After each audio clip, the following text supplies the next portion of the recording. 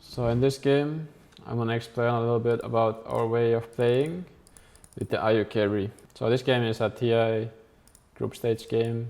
We played against NIP. So we have this IO troll lineup, very greedy, and the way we approach the game is very defensive, and in a way we're just playing for this one timing that the IO has. Is level 15 and his Aghanim's timing. So before that we're kind of playing on the defense and in a way playing from behind.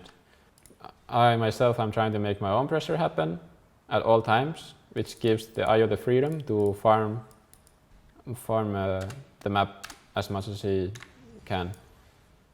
So right now, yeah, this is good. We're getting TP rotations and they're not getting anything out of it. So as a team, when you're playing from behind, you need to make your own pressure happen, and the best way to do that is pushing these waves in and trying to force out them to TP and defend their towers while you go for that.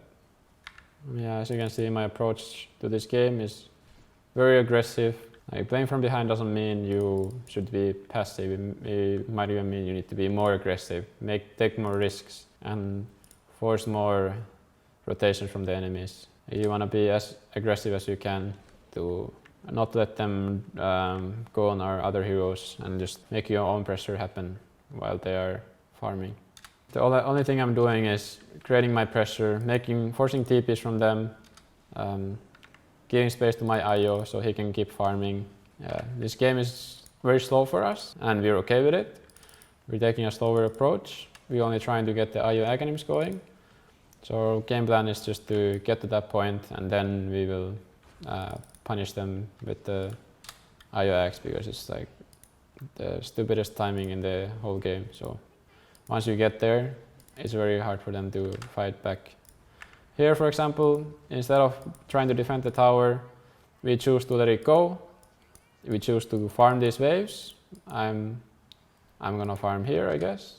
Yeah, I'm just trying to farm as aggressive as I can while they are pushing our towers and get the most out of the map while you can. So you can see the map for us, it's quite dark. The only thing we're seeing is a couple of guys bottom and one guy top. So usually this is what happens when you fall behind in the game, is that the vision you have is very defensive and you don't really see much. You only see like one hero at a time, so pushing these waves can be very risky. But in the end, someone has to do it anyway, no matter how risky it is.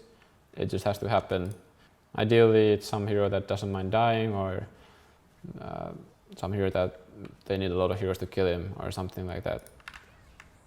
For example, here we're pushing the bottom A in, even though we know that they can be there, but it just has to happen. So we do it, and we end up only losing one guy for it, and this is great for us. We see all of them here. It gives us a lot of freedom to farm this, push the mid wave in, and just keep farming. So you can see our approach to the game is very different already. We take this area from them, we push a tower, we are willing to take a fight on them now. Before this, we were just showing on all lanes and pushing them in as deep as we can, just taking risks. But now it's more about running as a team and looking for the fight. It's just very important to take risks, push waves in, try to get most out of the map, and sacrifice the heroes that are not worth as much as like the IO.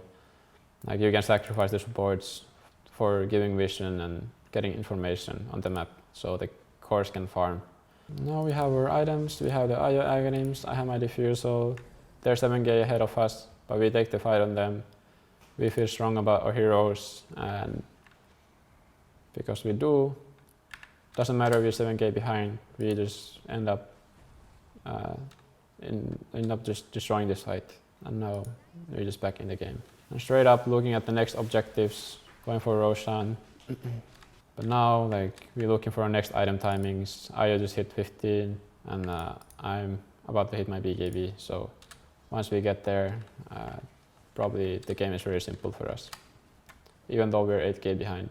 So now that we have finally hit our timings, item timings and level timings, we have the IO 15, we have Troll with the BKB Diffusal. We are feeling very strong about ourselves. and we really actively looking to take the fight. So we're positioning ourselves in a way that the Shaker and the Shadow Demon are in the back, and we're ready to fight them. We're basically looking for the fight. And they surprise us from the back, but because of our positioning with the supports and the Shaker, this is, ends up being just ideal fight for us. Even though we've kind of fought on their terms, because of the way our heroes work, the timings we just hit with the huge items, we end up just overpowering in this fight. Like, there's very little they can do against us. So now that we get one good fight going, we just start